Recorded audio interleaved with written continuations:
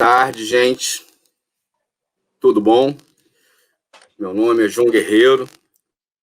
Eu sou professor do curso de Produção Cultural do Bacharelado do Instituto Federal do Rio de Janeiro, do campus Nilópolis, na Baixada Fluminense. Nesse momento de pandemia, eu estou licenciado, eu tirei licença antes de iniciar a pandemia para fazer uma atividade de pós-graduação na Universidade Federal da Bahia, mas como lá também fechou, estamos todos no mesmo lugar. Estamos começando aqui o nosso Diálogos da Cultura.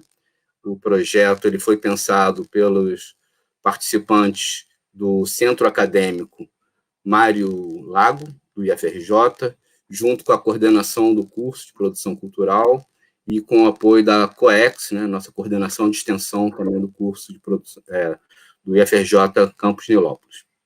Semana passada nós tivemos uma primeira edição, que foi falando mais ou menos como seria, né, e eu vou retomar brevemente aqui, qual é a nossa ideia desses diálogos. Né? Na verdade, está todo mundo fazendo muitas lives por aí, está todo mundo um pouco até cansado desse formato de lives, e nós decidimos, então, né, junto com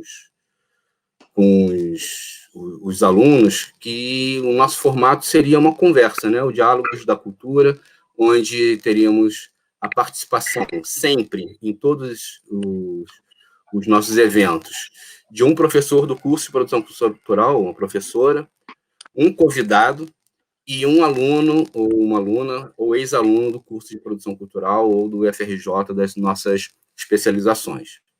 Então, a nossa ideia, como nós acreditamos que a construção do conhecimento ele se dá em rede, então a gente não quer essa hierarquização do saber. Nós sabemos, até porque, nesse momento de pandemia, sobre os cenários, a crise, como vai ser esse futuro, muito tem se falado, mas pouco a gente sabe de verdade. Né? Nós vamos estar construindo esse futuro e pelos nossos fazeres, né? Nossos fazeres culturais é que vão indicar o que vai ser daqui para frente. Nós temos algumas indicações lá fora, como está sendo a abertura em alguns lugares, mas, na verdade, a gente está discutindo aqui a partir da nossa realidade, a partir do que a gente vem vivendo no Brasil. O ano de 2020 está sendo um ano muito difícil, né?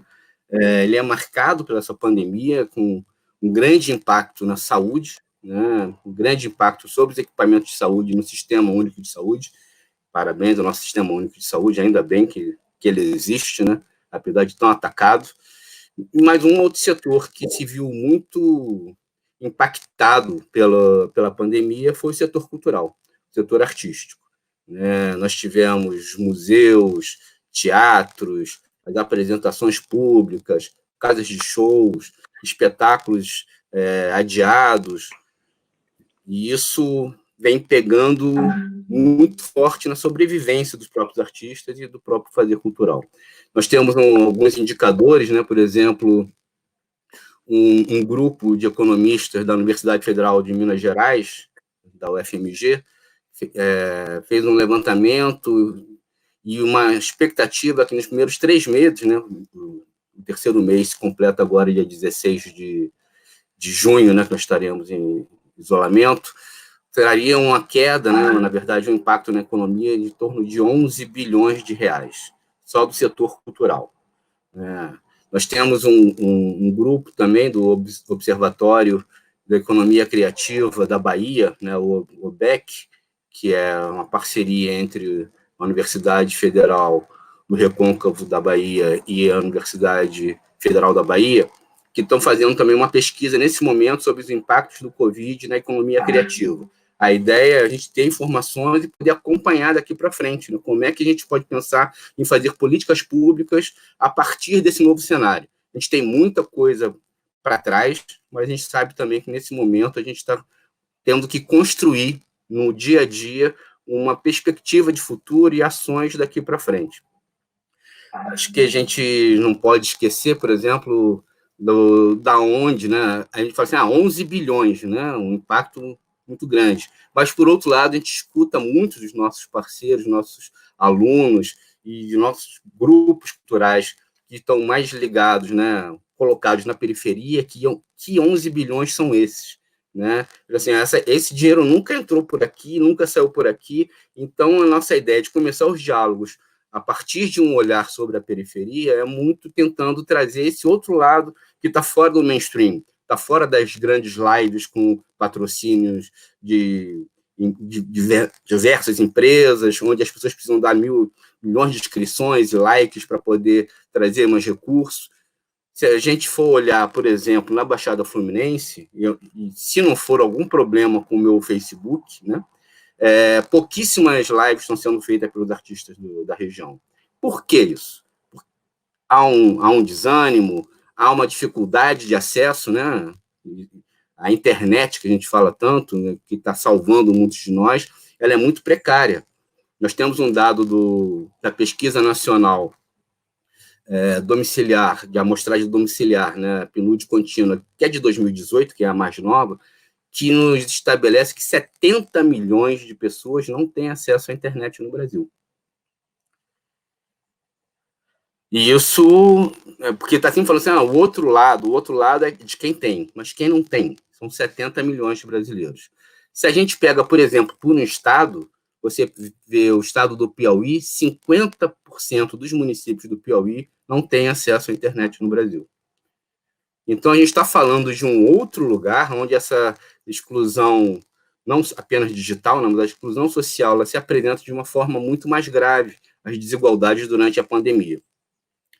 Hoje, dia 1º de junho, foi reaberto parcialmente o comércio em São João de Meriti. E, justamente hoje, 1º de junho, sai uma reportagem no Jornal Extra trazendo que o município de São João de Meriti é o município com a maior vulnerabilidade para o Covid do Brasil. Dos 10 municípios com maior índice de vulnerabilidade ao Covid do Brasil, 3 estão na Baixada Fluminense. Em primeiro lugar está São João de Meriti, que abriu hoje. Em quarto lugar está o município de Nilópolis, onde fica o nosso campus. E em nono lugar está Belford Roxo. Se a gente abrir para 30 municípios, dos 30 municípios, dá um problema aqui no meu... Pronto, melhorou. Temos um quarto município da Baixada Fluminense com problemas de vulnerabilidade, que é o município de Mesquita, que é o 21º. E o quinto município do estado do Rio de Janeiro, entre os 30, é São Gonçalo. Por acaso, são áreas com grandes concentrações periféricas, mas são com periferias, elas são muito distintas, né? Uma coisa é ser periferia, vivendo numa favela, numa área central, na área da zona sul da cidade do Rio de Janeiro. Outra coisa é você estar no Jardim Nova Era, onde fica lá o Cisane, em Nova Iguaçu, e ser uma periferia lá do K11, que é o centro de Nova Iguaçu. Né? Então, temos diversas periferias, outra periferia a favelas e as ocupações da Zona Oeste com relação às favelas da Zona Sul da cidade do Rio de Janeiro. Ou seja, nós temos uma gama de discussões que a gente resolveu, então, trazer aqui para conversar com a gente duas pessoas, né, que são, acho que para a gente, uma grande marca, uma grande referência nessa discussão de periferia, que é uma área que eu também trabalho já há bastante tempo. Queria apresentar aqui a Karen Christie. A Karen, ela é produtora cultural, né? Ela é cria do grupo cultural do teatro Manguinhos em Cena. Ela é graduada em comunicação social e estudos de mídia pela UF. Ela fez especialização no IFRJ, em linguagens artísticas e cultura e educação, no LACE, onde tive o prazer de ter uma troca mais próxima com ela, fui orientador dela durante a especialização. Ela hoje faz o mestrado lá no PPCult, né, que é o Programa de Graduação em Cultura e Território da UF. Ela também atua na Fundação Casa Rui Barbosa como pesquisadora, também atua junto à Flaxo Brasil, ou seja, ela tem várias colaborações e várias atividades nesse decorrer do tempo, apesar de ser tão novinha, né? É uma menina. E também temos aqui o Marcos Faustini. Marcos Faustini é diretor teatral, cineasta, escritor, ex-secretário de Cultura do município de Nova Iguaçu, cria de Santa Cruz. Tem um projeto da Escola Livre de Cinema de Nova Iguaçu, assessor especial de Cultura na Secretaria de Direitos Humanos da Cultura, né, ex-assessor, e também o criador da metodologia da Agência de Redes de Juventude, né, que atua no Rio de Janeiro, atua em Londres, e tem nós temos vários alunos nossos, né, que também participam ainda da agência, né, como a Eliane Rosa, que vai ser mamãe daqui a pouco, né, e então acho que eu já me estendi meus 10 minutos apresentando vocês e dando um pouco o cenário dessa pandemia. Eu queria passar a palavra para... Quem quer começar? Karen, Marcos, fiquem à vontade. Então, vamos lá. A Karen prefere que seja você, Faustine? Então, conversando com você, eu vou mutar aqui, mas vou estar aqui, tá certo? E, mais uma vez, agradecer por você ter aceito o nosso convite, estar aqui nesse momento que, para a gente, no curso e para toda a sociedade, é tão importante.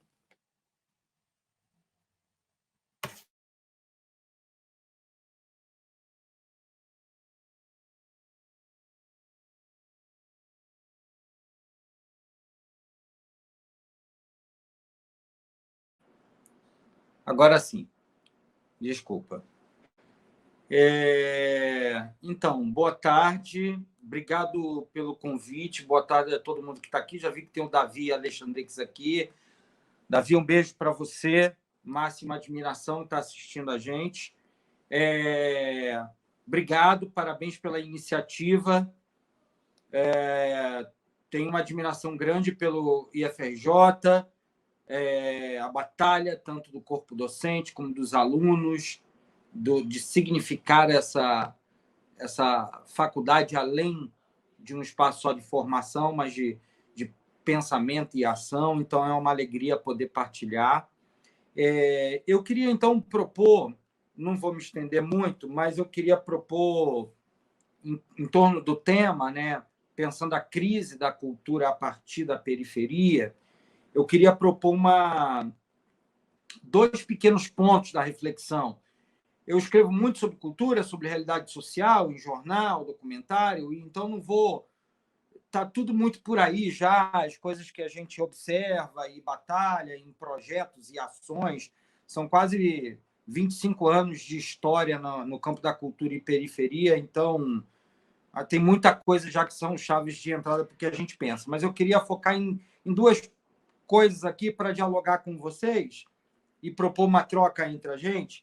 É impossível, né, a gente pensar a história do país, particularmente o Rio de Janeiro, sem considerar o que a gente está vivendo agora, que são os efeitos sociais e os efeitos, digamos, de saúde da pandemia e a crise política como um grande marco das nossas gerações.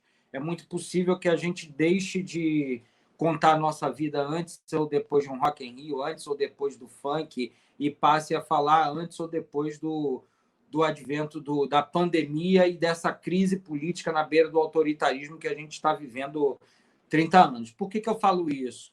Porque desde a redemocratização, eu tenho 48 anos, eu fui um jovem pobre urbano que viveu esse momento da redemocratização na periferia, tentando criar coisas na periferia. Eu gosto de pensar e de propor a seguinte formulação: a periferia ela foi a última a ser reconhecida como das culturas do Brasil. A produção cultural, o que a gente passou a chamar de cultura da periferia, foi a última a ser reconhecida no pós-redemocratização, última a ser reconhecido pela academia como um campo de estudos culturais, último a ser reconhecido pela mídia, último a ser reconhecido pelas políticas públicas.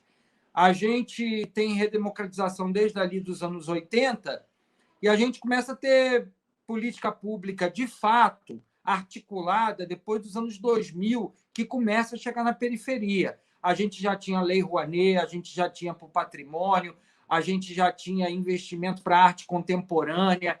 Então, após a redemocratização, a periferia foi a última a ser reconhecida como um campo que necessitava de um olhar de pensamento, como um campo que precisava de um olhar de comunicação diferente, de reconhecimento de uma estética e de fomento e de suas coisas específicas, desde essa diversidade de território, de regiões, de artistas, de artes, de modo de fazer, é meio ativista, é meio arte na periferia, muitos agentes são híbridos nesse sentido.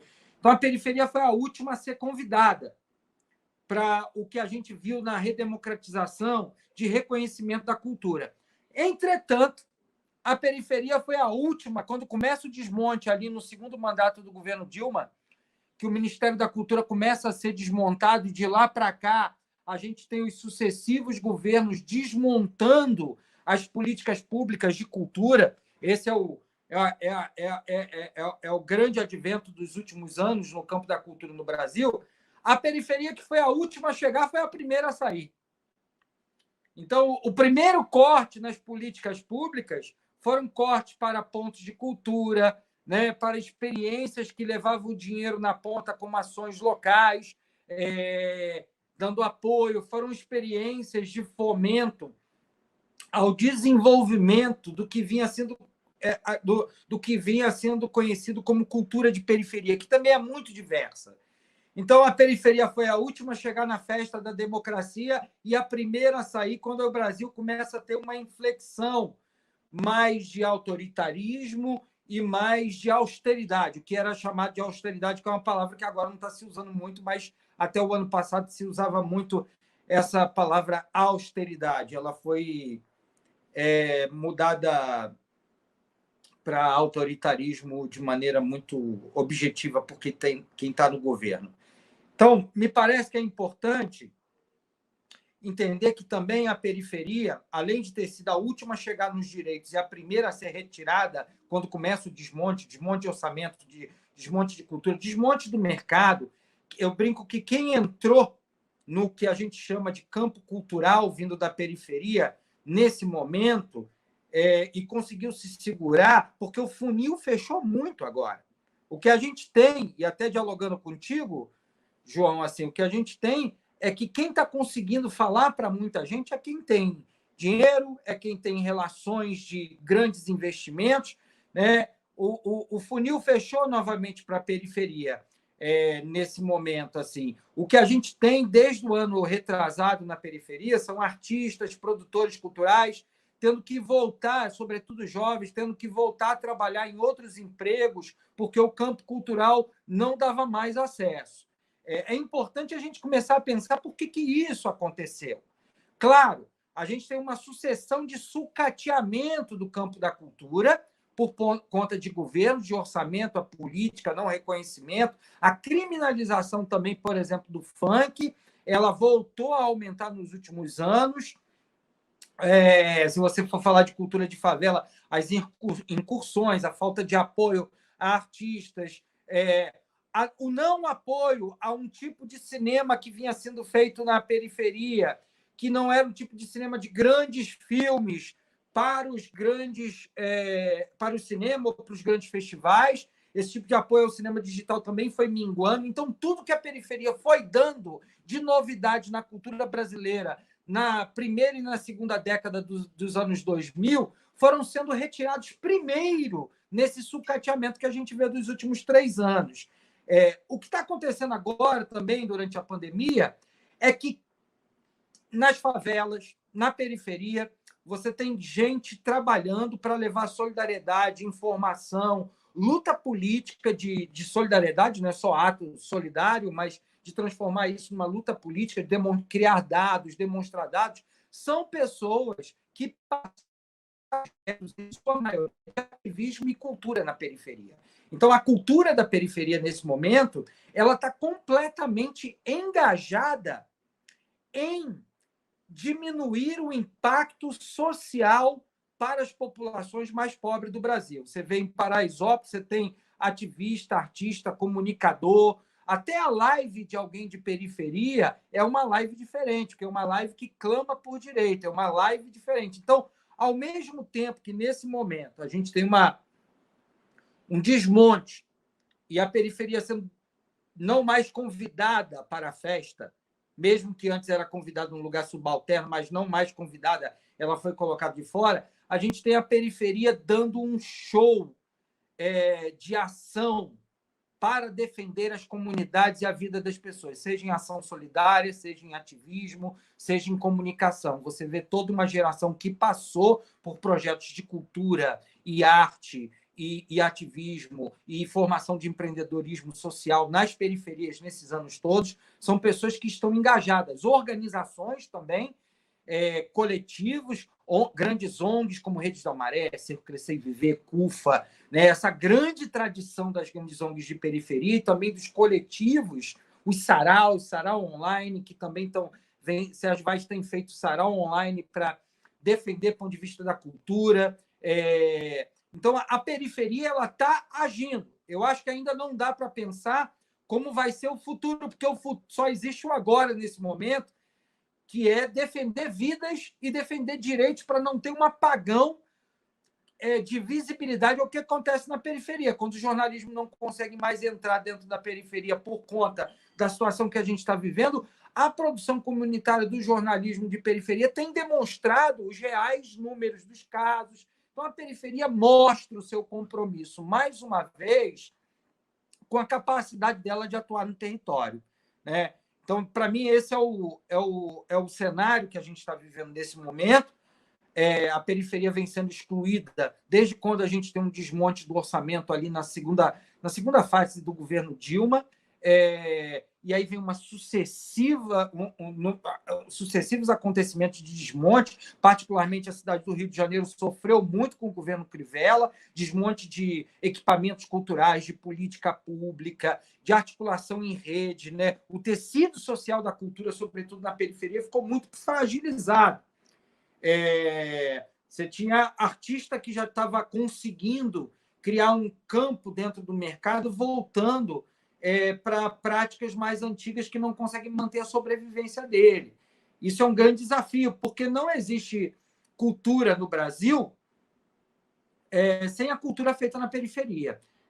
Nós precisamos pensar aí, desses anos todos, qual é o aprendizado, porque também a periferia precisa pensar nas suas cadeias produtivas locais, pensar nos seus arranjos locais.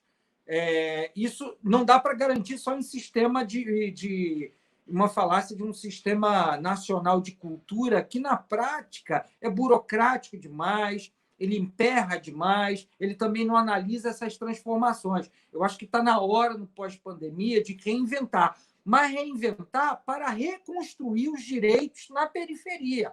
A agenda principal desse país daqui para frente vai ser ajudar a se levantar as pessoas que ficaram mais pobres ainda com a pandemia, né? Se a gente tinha desigualdade no Brasil, nós estamos voltando à pobreza. E desde que eu comecei a fazer cultura jovem na periferia, que a cultura que a gente faz, que o campo cultural que a gente faz, ele cria ações para ajudar a diminuir a desigualdade. Enfim, esse é um primeiro ponto que eu queria colocar para a gente. Obrigado pela oportunidade. Muito obrigado, Faustine. Queria, depois a gente debate aí, vamos abrir daqui a pouco para as perguntas. Quem quiser ir já colocando as perguntas no chat aqui ao lado, na direita, pode botar suas perguntas, que a gente vai, depois da fala da Karen, fazer um debate maior. Karen, mais uma vez, obrigado por ter aceito participar aqui. A voz é sua. Obrigada. Estão me ouvindo direitinho? Agradecer ao IFRJ pelo convite, né? Foi uma vivência bem marcante, né, na minha experiência como estudante, como produtora, enfim, como pessoa, passar pela especialização em cultura e educação em Nilópolis, não só pelos conhecimentos, né, do ponto de vista teórico, mas pelas vivências e possibilidades que, academicamente, né, e pessoalmente, a passagem em Nilópolis ela me trouxe, né, pelo IFE. Então, a especialização foi um dos pontos fortes né,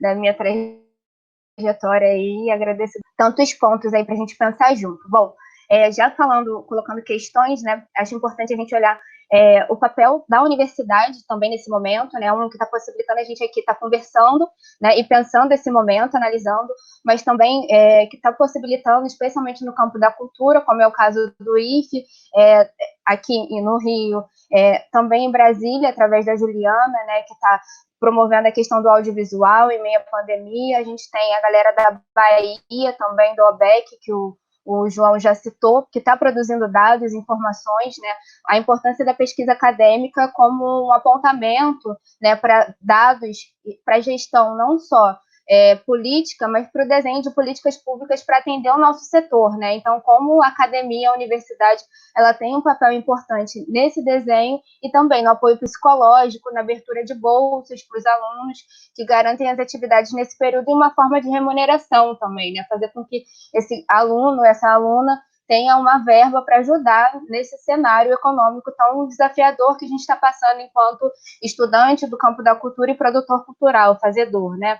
E esse aspecto que também marca muitas trajetórias, que a gente está com o pé na universidade, mas a gente também está com o pé no território, né? Então, a gente joga nos dois times e como esses lugares se alimentam. O lugar da prática, né, do exercício do produtor, do fazedor, do artista, e o lugar também do estudante, daquele que está levando essas questões para a academia, discutindo, debatendo e pensando, né, esses pontos. Então, eu venho, né, minha formação se dá a partir do território em Manguinhos, né? Eu me tornei produtora a partir de uma oficina, então eu sou cria, né, dessa política que o Faustini aponta como uma política voltada para as favelas, especialmente, né, nos anos 2000. Em 2012, eu estou na Biblioteca Parque de Manguinhos e, através de uma oficina, eu descubro produção cultural com Manguinhos em Cena, e desde então eu estou na área de cultura, né? Então, é uma trajetória, se comparada do Faustini, muito recente, né, de 8, 9 anos, mas que fruto de um momento social, né, de um momento político em que a periferia ela ganha esse espaço, né, um espaço nas políticas públicas de cultura, um espaço também na mídia, né, no audiovisual, um espaço que, na verdade, já é dela, né, mas que a sociedade abre esse espaço através de outros lugares, né. Então, acho que é importante no movimento de juventudes, né, e quando a gente estuda cultura, a gente sempre usa culturas no plural e juventudes no plural. Então, quando a gente fala de periferia, a gente fala de periferias, e não de uma única periferia, né, de uma imagem congelada ou estática. Então, eu venho do contexto urbano, né, em que a gente olha para as favelas, né, para os territórios, para o subúrbio, para a Baixada Fluminense, no caso do Rio de Janeiro, né, para as regiões, por exemplo, da Costa Verde, que estão distantes do centro, né, da capital do Rio de Janeiro, geograficamente, também no desenho de políticas culturais. Mas é importante a gente olhar, por exemplo, para as periferias quilombolas, para as periferias indígenas, para as periferias do campo, das águas, das florestas, que são culturas que também, muitas das vezes, né, são alijadas do desenho de políticas públicas de cultura e que sofrem junto com a gente nesse momento, né? Então, são diversas periferias que a gente pode olhar agora. E aí, quando a gente pensa nessa questão, a gente tem as políticas culturais que olham muito para fazer, né? Mas a gente também tem que pensar a cultura como valores, como expressão, como tradições, né? Como um desenho de sociedade. E quando a gente olha para esse lugar, a gente vê que as questões de gênero e de raça aparecem justamente através, aqui no Rio de Janeiro, por exemplo, na primeira pessoa infectada, né? Que é uma mulher negra, doméstica, né? E que estava trabalhando na casa, né, da pessoa que contratou no Leblon. Então, essa primeira morte, infelizmente, esse falecimento, ele já se dá com recorte de gênero, né? E que impacta fortemente a periferia na pandemia. Então, esse acesso a direitos, né? O direito à vida também diz respeito à cultura, ao fazer cultural, e também diz respeito à periferia, principalmente nesse contexto que a gente está vivendo. E aí, enquanto a gente tem no começo, né, a restrição dos espaços e a discussão, né, do trabalho remoto e do isolamento social, a gente vê a periferia sendo obrigada, muitas das vezes, a se deslocar, a continuar trabalhando, né, continuar enfrentando questões de saúde e correndo perigo, risco de vida, porque não pode se negar a trabalhar, né, por conta do sustento e da chefia de casa, muitas das vezes, e os fazedores culturais, muitos são responsáveis por esse arrimo de família, né? Então, como é que você impacta não só uma categoria profissional, mas uma parte da sociedade, né? Quando você fala de uma pandemia, você está atingindo os artistas fortemente que não tem, né? Não se consegue, o produtor, muita gente fala, mas você não tem um pé de meia, né? Você não faz poupança, né? A gente muitas das vezes não consegue se empregar enquanto produtor cultural de periferia, ter um emprego, ter um contrato, né? A flexibilização desse trabalho do produtor na categoria de MEI, ou mesmo os informais, né? Aqueles que não conseguem ter um CNPJ, que não é nenhuma garantia hoje em dia, a gente sabe, né? Isso é uma questão. A empregabilidade, a sustentabilidade dos produtores e dos fazedores culturais de periferia. Outra questão, né, é o acesso às tecnologias. Aqui eu estou hoje falando com a internet roteada do celular para o computador. E eu não estou muito, abre aspas, né, longe do centro do Rio, né? Eu estou a 40 minutos do centro da cidade, aqui em Pilares, mas uma das questões foi, os cabos foram roubados, né? E aí, essa é uma questão. Outra questão aqui não chega internet com facilidade, né? Então, a gente tem... Eu não estou tão longe, né? Mas eu já tenho essas questões aqui, então imagina quem está, por exemplo, dentro de uma favela em que não chega, né? Não chega água, não chega luz, como é que vai chegar a internet? Então, é uma questão também não só sanitária, de infraestrutura, de saúde, mas também é uma questão de acesso à tecnologia. E como é que esse produtor que está nesse espaço consegue fazer live, consegue abrir PicPay ou fazer shows e conseguir, né, uma ajuda através da internet. Para ele também é mais difícil implementar essas ações emergenciais por conta própria, né? Ele não tem essa infraestrutura que garanta a ele essa visibilidade e o ser visto nesse momento. Outra coisa que impacta a gente fala, mas as pessoas, né, não estão obedecendo, não estão obedecendo isolamento. Gente, vamos pensar, né? Cultura e periferia, rua, né? É ocupação do espaço público, é circulação, é trânsito.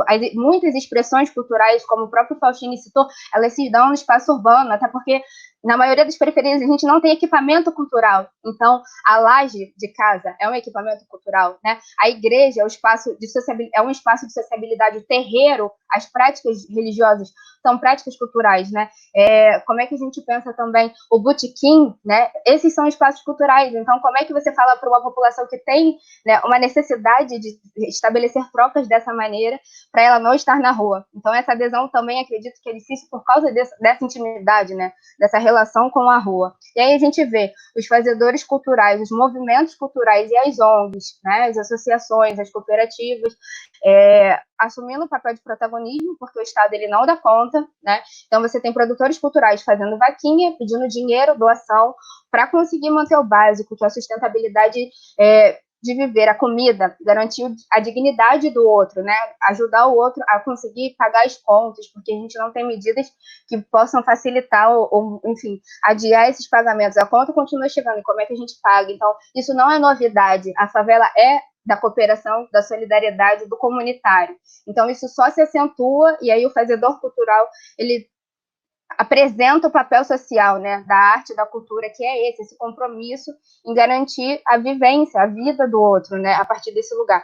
Só que, como o Faustini também pontuou, a gente tem um Estado, que é um Estado genocida, né, ele continua fazendo operação policial na favela, e isso afeta não só o produtor e o fazedor cultural, como todos aqueles que moram nesses espaços. Você tem um Estado genocida, porque ele não desenha, em nenhum sentido, políticas para garantir a sustentabilidade dessas pessoas, né, de nossa sustentabilidade nesse momento. E aí a sustentabilidade da saúde psíquica, da saúde física, porque você não tem atendimento de saúde, né, você não tem a possibilidade de se conectar à rede para garantir um atendimento, um apoio, enfim, é muito desafiador. E aí você fala, mas a população tem entretenimento, né, você tem TV, você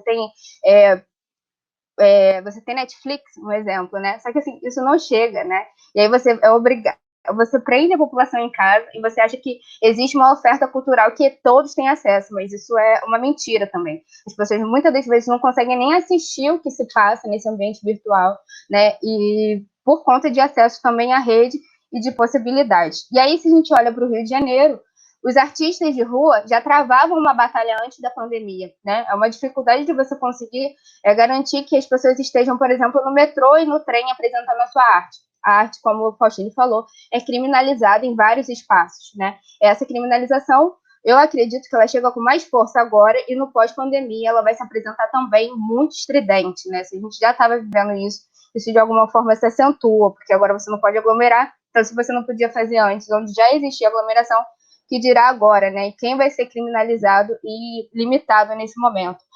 A gente viveu, como eu sou fruto, né, dessas políticas voltadas para a favela, mas são políticas que dependem muito da gestão e do gestor. Se o gestor tem essa sensibilidade para a favela e periferia, ele vai lá e implanta um desenho de política que aponta para esse lugar. Se ele não tem, isso não acontece. Então, a gente pode dizer que a questão das políticas culturais para a periferia também enfrenta um desafio de institucionalização, né? Fica a cargo de quem está na gestão, na cadeira.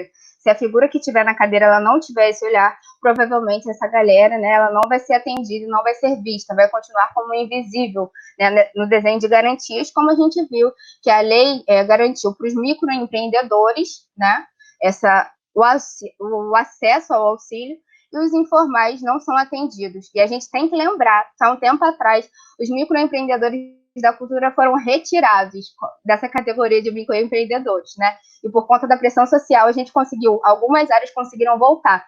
Então, assim, até essa institucionalização que existe, ela também está ameaçada e não faz muito tempo que a gente estava brigando para conseguir continuar na categoria de MEI, que não é nenhuma garantia, mas é algo a ser problematizado também. Então, os artistas, né, não são atendidos, essas expressões populares, enfim, elas ficam à mercê de quem está na gestão. Aí que a gente pode olhar, né, se tem projeto cancelado, se tem contrato cancelado, é muita gente desempregada, é uma galera que já não tinha trabalho, vai ficar mais difícil agora para conseguir se empregar.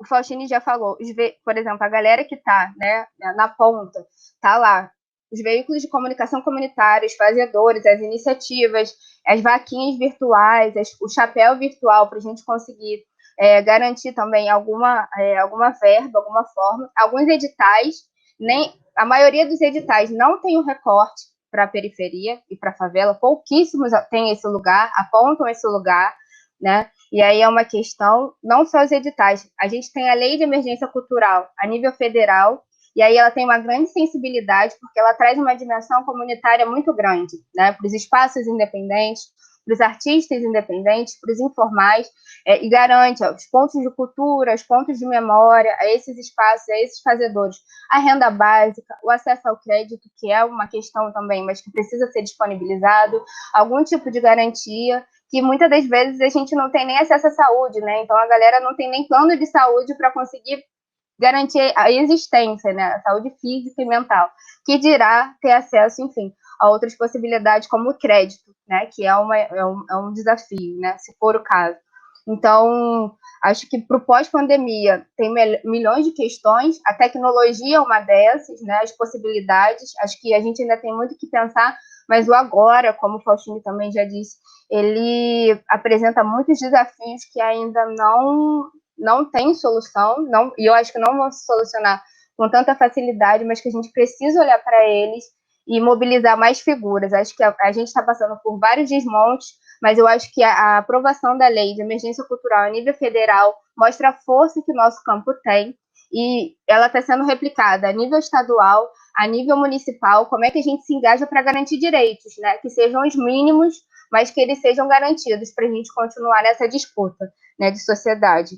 E acho que, para finalizar, a dimensão do cuidado, né? Porque a cultura, ela aponta, né? Subiu a hashtag Cultura Importa, acho importante a gente dizer isso. Ela surge como uma dimensão que proporciona não só o lazer, mas o conforto, né? A saúde mental e psíquica nesse momento. Então, a gente está num momento em que a gente precisa se desdobrar em cuidados, né? Seja o cuidado do outro, o cuidado, né, da rotina, da casa, o nosso autocuidado, e a cultura se apresenta como esse espaço de saúde também, né? Então, que a gente amplie nosso olhar para a cultura, né? Como a cultura e a sua relação com o ambiente, com os sujeitos, com os indivíduos, não só do ponto de vista artístico, mas de um ponto de vista, eu diria, holístico, né? A palavra que me vem agora, a cultura como algo transversal, que a gente consiga olhar essas diferentes dimensões que compõem a questão cultural. É isso. Muito obrigado, Karen. Acho que temos vários pontos colocados, né? E essa cultura do afeto, da solidariedade, que tanto o Faustini e a Karen trouxeram aqui, né? Eu acho que eu mutei sem querer. Essa história de não ser artista é um problema na minha vida, mas eu vou melhorar com o tempo. E a gente tem visto, né, nesse movimento de periferia, uma falta de Estado, um projeto neoliberal, e onde os grupos culturais, as redes de solidariedade estão funcionando, felizmente, né, em várias áreas. Mas não quero me deter aqui, não, vamos abrir, né, porque tem algumas questões já colocadas no chat. A Jasmin, que está nos auxiliando na produção, queria agradecer muito aqui a Jasmin pelo trabalho que ela está fazendo, a Roberta também, que nos auxiliaram essa semana inteira, né, para fazer essas coisas acontecerem, porque na parte tecnológica já viram como é que eu sou, né, mas tudo bem. Então, queria aproveitar também e pedir para vocês que estão no YouTube, tenha lá o canal para vocês se inscreverem. Para a gente é importante essa inscrição, aumentar o número de inscrição, tá? Então, tem lá, inscreva-se no canal, aí vocês vão receber os informes dos próximos diálogos, né, que vão ser todas as segundas-feiras. Após esse debate aqui, nossa ideia era terminar às 18 horas. A gente vai abrir uma sala, né, virtual no JetMeet. A Jasmin, daqui a pouco, vai colocar o link dele aqui para a gente continuar esse debate, para quem quiser debater mais tete-a-tete, tá, a partir das 18 horas. Então, queria pedir para a Jasmin colocar a primeira pergunta, senão eu vejo aqui uma pergunta do Márcio Rufino. Se eu não me engano, é a primeira que aparece. Ó, ela está aí. Então, o que mudou no cenário cultural nos anos 2000, 2010 para cá, de melhor, e que podemos usar pós-pandemia para poder superar todo esse caos? E aí? Já vi que o Faustini já quer falar com o camarada Rufino. Valeu, Rufino. Márcio, um grande abraço para você, Márcio Rufino. Já desse vou estar com saudade de você também. Mantenha-se protegido e firme. Vamos passar por isso. Olha, eu acho que não tem só uma única coisa que mudou. Você tem aspectos complexos, né, de uma realidade muito dinâmica no campo da cultura, mas tem algumas coisas que chamam mais atenção do que outras, como fenômenos a serem estudados. Eu acho que tem um certo fetiche que a cultura criou, e os setores de legitimação da cultura, e aqui é uma crítica, sobretudo, a quem dedica a construção da história da cultura, ao pensamento cultural, que foi uma certa eleição de um certo ativismo digital como a única coisa genuína do campo da cultura. Então, se desprezou um pouco o trabalho que era feito nos territórios por uma certa linha performática de si, militante, nas redes sociais. Me parece que o que mudou, se a gente tinha uma forte pegada no início dos anos 2000 até os anos 2010 e um pouco avançando até 2015, a gente tinha uma forte pegada de ação nos territórios. E aí você tem uma geração de periferia que se desloca dos territórios, que cai no fetiche das redes sociais, virando ativista de si mesmo. Eu brinco que todo mundo virou meio uma celebridade ativista, buscando o seu lugar para poder falar e abandonando o trabalho de um território. E esse trabalho de território ele se demonstra agora muito importante no momento de crise, né? Se você vê quem está atuando no território, criando linhas de solidariedade, linhas de produção de dados, linha de conhecimento, é quem tem ação dentro de território. É quem cria até redes online para debater, é quem manteve o pé no território, né? O território é uma dimensão central da cultura brasileira, sobretudo da cultura de periferia. Quando a gente fala que tem diversidade na cultura brasileira, na cultura de periferia, é porque existe uma diversidade territorial que vai também moldando as práticas, ressignificando. E esse é o grande desafio da cultura brasileira. Ela não tem uma única identidade ou identidades marcadas por origem, né? A cultura brasileira ela é uma cultura que se transforma à medida que ela vai sendo feita de uma maneira muito rápida, ela não é tão apegada às tradições. Mesmo a tradição brasileira, se você for pensar da identidade brasileira, ela rapidamente captura, ela é pop, ela captura, ela ressignifica e bota para fora. Podemos dar vários exemplos na história do país disso, do Bumba Meu Boi ao próprio Mangue Beat, que foram ressignificações, ao próprio funk, etc. Então, me parece que assim a dimensão do território vai ser central para a reconstrução da pandemia. Você conseguir ajudar os territórios, a cultura, o agente cultural, e não só o artista, o agente cultural tem um papel central para ajudar a reconstrução da vida das pessoas dentro dos territórios, sobretudo no Rio de Janeiro. A cultura de periferia foi quem trouxe esse gosto de agir no território. Antes da cultura de periferia, as pessoas gostavam de cantar a favela. As pessoas gostavam de cantar a periferia, mas ir trabalhar na periferia mesmo, quem trouxe essa novidade foi a periferia. Trabalhar, falar da periferia para fora, estar dentro, construir, né? Ressignificar isso como um pensamento. Então, eu acho que o território vai voltar a ser central. O grande desafio, que eu acho que a universidade cumpre um papel muito importante, é como a gente cria redes entre territórios. E aí a luta no território vai ser para incluir pessoas e não deixar fechar espaços culturais. Os governos estão fechando os espaços culturais, as arenas estão fechadas. Nesse momento, já estavam antes, não só por conta da pandemia, mas por conta de um desmonte. Acho que a gente tem que pensar também que novas políticas públicas precisam surgir daí. Eu não tenho certeza se para a nova geração uma política pública que foi importante para a geração anterior como ponto de cultura, ela ainda é válida. Eu não estou dizendo que ela não foi boa. Ela teve acertos e erros, mas tem que analisar que geração está acontecendo agora. E um desafio, por exemplo, que se coloca, a gente não pode hierarquizar tanto que eu acho que foi um problema que aconteceu, Rufino.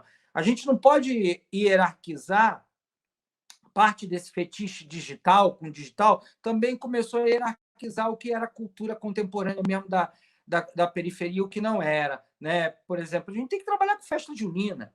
O Rio de Janeiro é um grande celeiro de festa junina e eu vejo pouco militantes da cultura trabalhar com festa junina. Parece que tem um certo preconceito com essa cultura que acontece no território, que envolve a população. A gente não pode... Isso é o trabalho do artista que quer fazer o seu trabalho, mas se você trabalha com cultura de uma forma geral, acho que é hora de ir para o território e começar a construir, sabe, reconstrução do Rio de Janeiro a partir da cultura. Foi de um massacre contra a vida em Vigário Geral que surgiu o Afro-Reggae, numa caminhada de pessoas até lá. Né? A periferia ela cria grandes ações de transformações nesses momentos de crise. Eu estou vendo muita gente, parte das pessoas, a gente vai entrevistar agora no Fio da Periferia, o evento que começa a partir da semana que vem, que a gente vai deixar abrigado no Instituto Moreira Salles, para capturar o pensamento desses artistas, ativistas e comunicadores de periferia que estão no território, fazendo ações. Então, me parece que o território é uma chave ainda principal.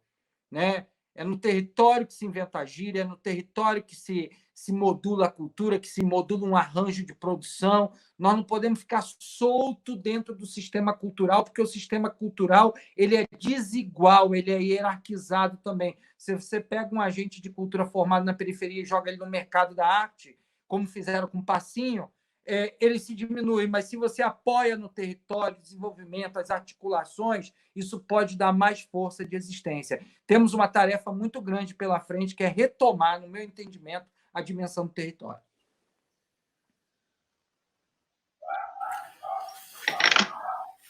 Valeu. Estou aqui aguardando a minha produção. Opa. Você pode pegar essa, Karen, da Jordana Moreira? Posso. Pense. Ela pergunta, né? Muitos coletivos estão ativos agora em ações de emergência, mas muitos estão paralisados. As consequências da pandemia podem estagnar os arranjos que ainda resistem? Há novos arranjos surgindo na crise? Jordana Moreira, fazedora, ativista, produtora também da Baixada Fluminense. Jordana, também pegando carona aí na fala anterior do Faustini e na pergunta do Rufino, tem uma galera que está parada. Na verdade, por exemplo, o coletivo em que eu surgi, né, o contexto em que eu surgi, o Manguinhos em Cena, nesse momento, ele não está em atividade, né? E teve até uma pergunta ali no chat que pergunta se a gente vê a biblioteca como um espaço central, por exemplo, nesse momento de pandemia, né? Então, a gente passou por um cenário de sucateamento tão grande na ausência, né, de políticas, de verbas, de um contexto que a gente pudesse sobreviver.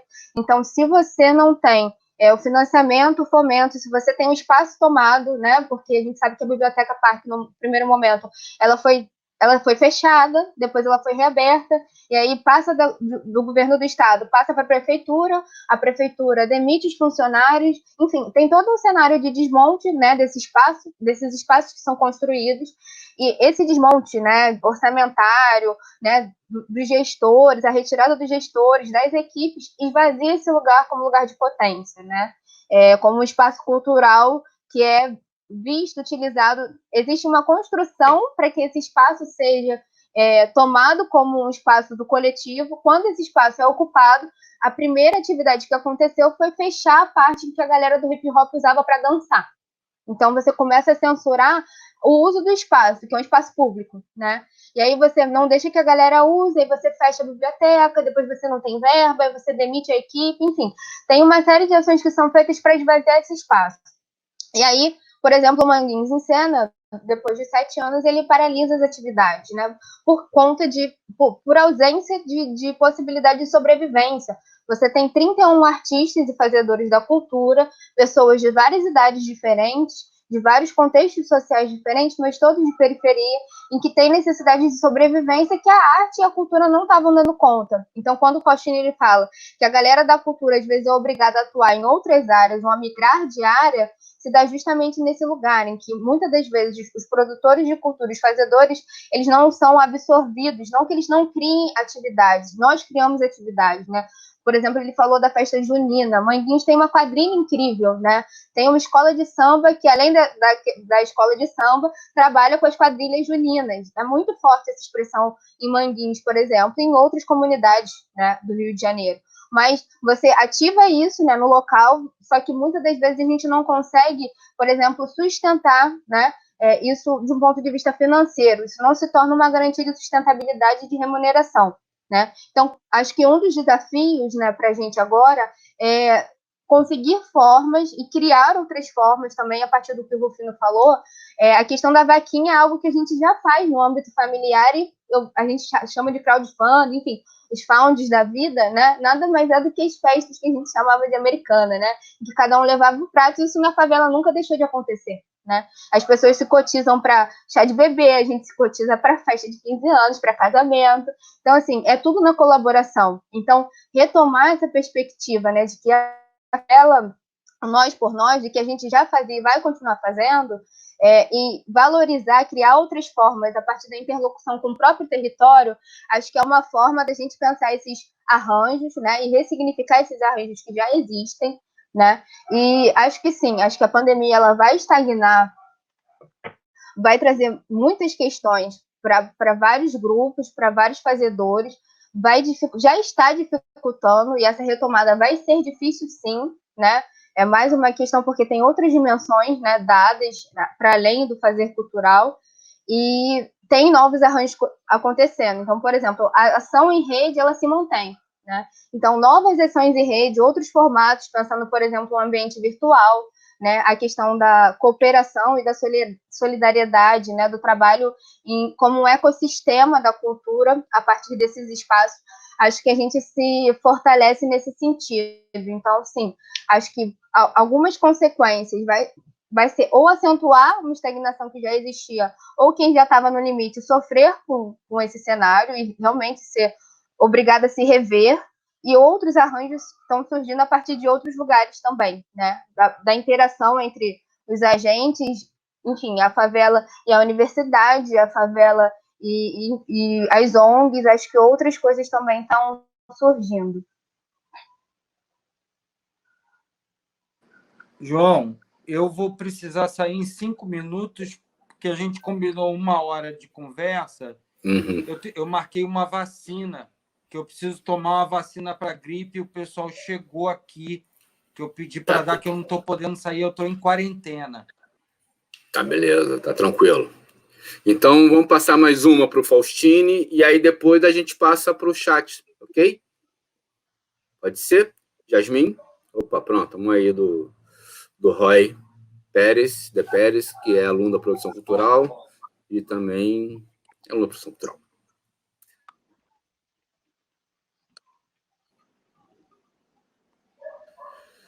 Faustini, se você vê a possibilidade... Como possibilidade que a produção cultural da Baixada seja escoada. Eu vejo a possibilidade da cultura tem a ver com o empoderamento de rua e dos espaços não formais de apresentação. Olha, minha primeira infância foi na Baixada antes da gente ir para o Cesarão, em Santa Cruz. A gente precisa de governos que garantam políticas públicas de cultura na Baixada, que a Baixada ela é um cenário efervescente cultural há muitos anos, né? Isso não é novidade. Inclusive de lutas de direitos humanos. A gente fala muito da cidade do Rio de Janeiro, mas a Baixada Fluminense, muita coisa do que a gente conhece como cultura carioca tem origem também na Baixada.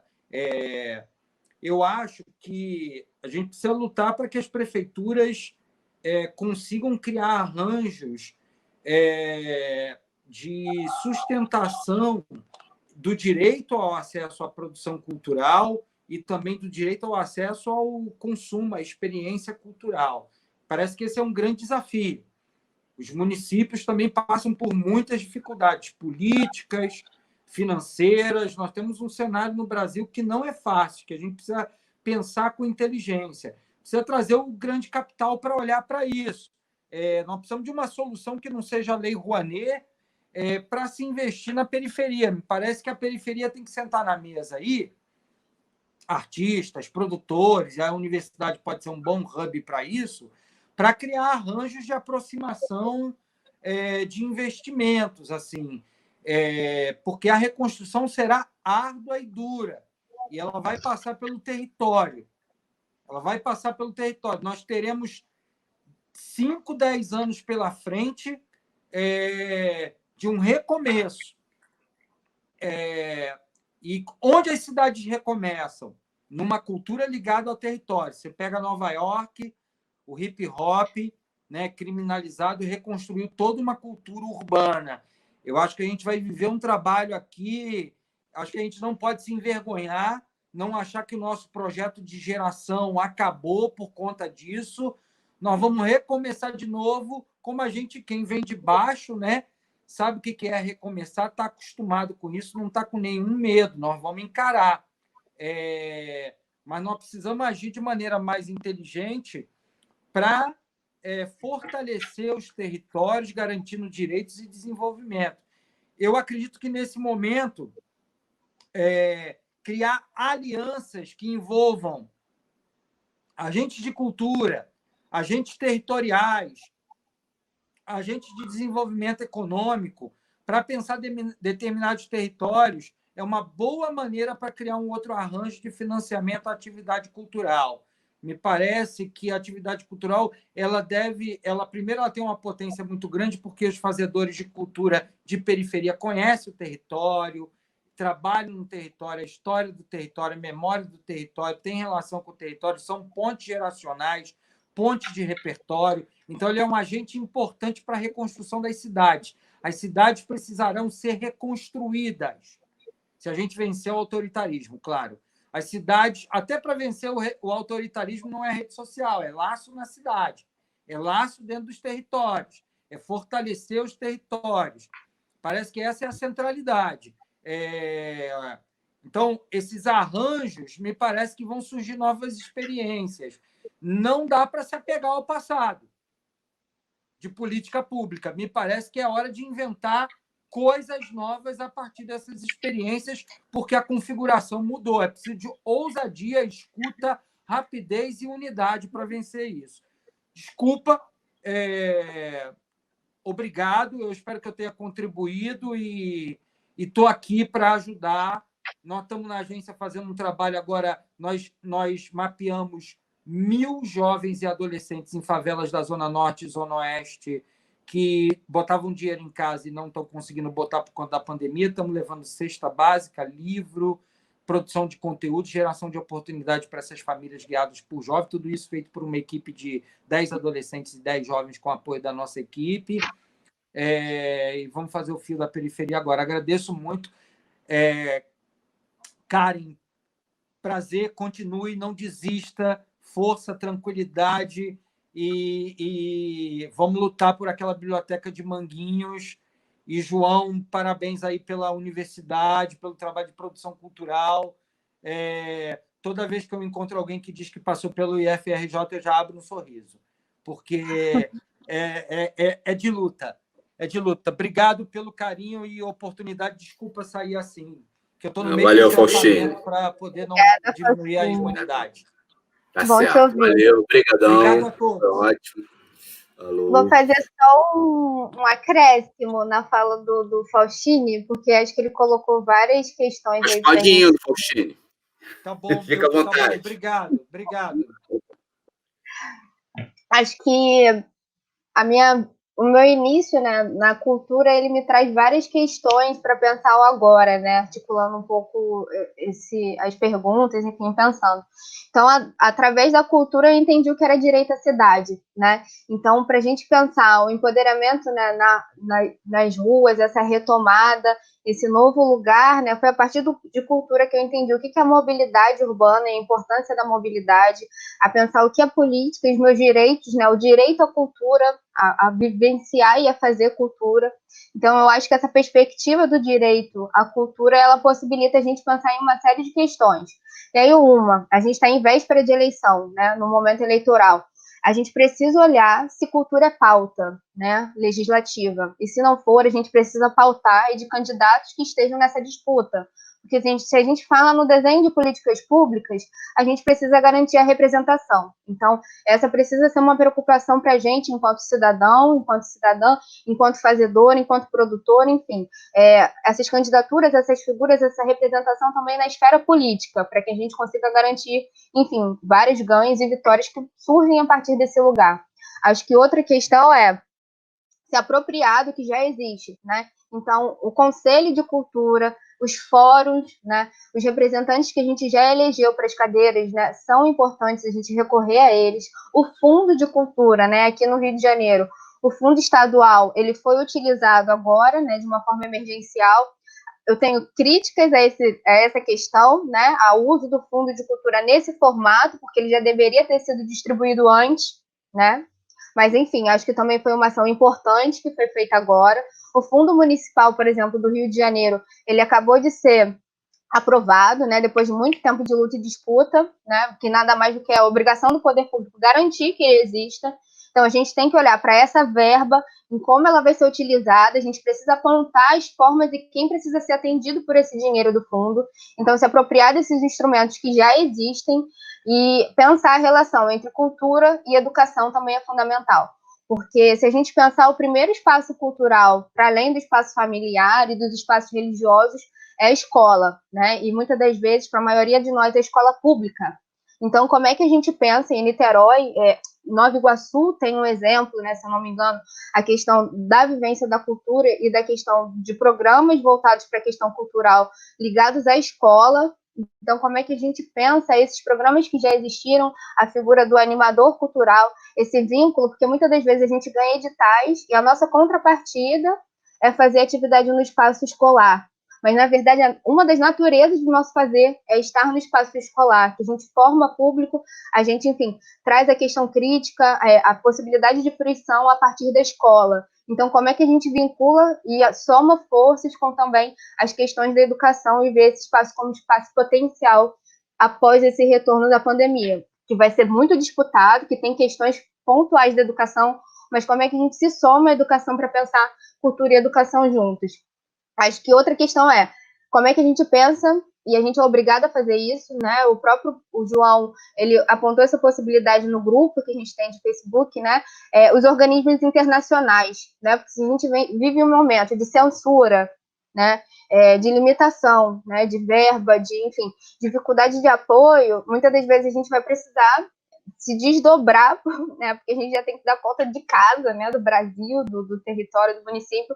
Mas como é que a gente olha para fora também, entende que existem organismos internacionais, ONGs, enfim, um cenário fora que também pode contribuir. Aí, por exemplo, eu destaco o Ibercultura Viva, né? Que é um programa desenhado, voltado para a América Latina e Caribe, a partir de questões que dizem muito aos nossos pares aqui, né, que passam por questões parecidas com a nossa. Então, como é que a gente olha também para os vizinhos, porque tem de positivo e negativo, né, que desafios que eles têm como nossos, e também busca inspirações e questões para a gente somar e atravessar essas jornadas juntos. Então, assim, acho que tem dimensões aí, a política, a educação, e uma dimensão um pouco mais continental, um pouco mais internacional para a gente olhar também e pensar possíveis caminhos e questões nesse pós-pandemia, né, para além das questões de tecnologia e do território também. É isso. Isso aí, Karen. Obrigado. Tem muitas questões, né? Muita coisa que apareceu aí, muitas perguntas que ainda nem chegaram aqui. Com isso, a produção, viu, Jasmine? Tomando a produção agora. Vai colocar aqui no chat os e-mails para contato, tá? As redes também, onde vocês podem contatar os participantes, e vai botar o link também do debate, que a gente vai continuar, então, no Meet, para ficar mais cara a cara, acho que fica mais legal, mais dinâmico. E aí lá eu dou as dicas de como a gente funciona para a gente não se perder aqui. Muita gente querendo falar, e é isso mesmo, né? A gente está num momento onde a gente está precisando falar, está precisando conversar, está precisando encontrar, né? Mesmo que seja nessa distância, nesse momento que a gente está aqui construindo, né? Construindo esse futuro a partir desse nosso presente, a partir do que está acontecendo, a partir das experiências que a gente está vivenciando, que a gente está conhecendo, né? Tem coisas bacanas acontecendo, apesar de tudo que a gente está vivendo aqui. Então é isso. Yasmin, você bota lá, já botou lá o... Obrigada pelo convite. Né? Muito bom estar aqui com você. É isso. Tem muita gente amiga aqui participando, muita gente chegando também, conhecendo o projeto, então reforçar que o diálogo vai continuar, né? Toda segunda-feira a gente vai estar aqui às 17 horas, a nossa ideia é fazer uma coisa mais enxuta, para dar mais tempo para a gente conversar e abrir um outro debate logo em seguida, num outro espaço que fique um pouco mais interativo para as pessoas que queiram continuar. A gente sabe que tem muita coisa acontecendo, né? Muita gente assistindo um monte de coisa, e aqui é um espaço para a gente conversar para o Brasil inteiro sobre a cultura e esse coronavírus, né? O que está vindo por aí em relação não só à periferia, mas com a cultura como um todo. Queria parabenizar o IFRJ, né? Como eu falei aqui, essa é uma mesa sui generis, né? Porque eu estou como professor licenciado, Faustina de fora, a Karen também já é ex-aluna. Na verdade, eu estou de licença, né? Quem assumiu foi a Lia Baron, que é nossa professora substituta, que está se preparando aí para quando o carnaval chegar, né?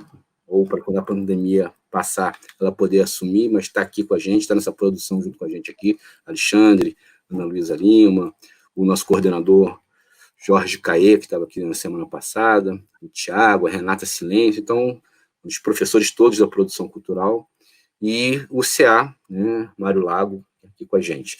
Muito obrigado, Karen, foi um prazer te rever aqui. Se cuida, tá? Se cuidem todos, e vamos lá, então, para o Meet. Vamos para o Meet. Boa tarde para vocês, até semana que vem.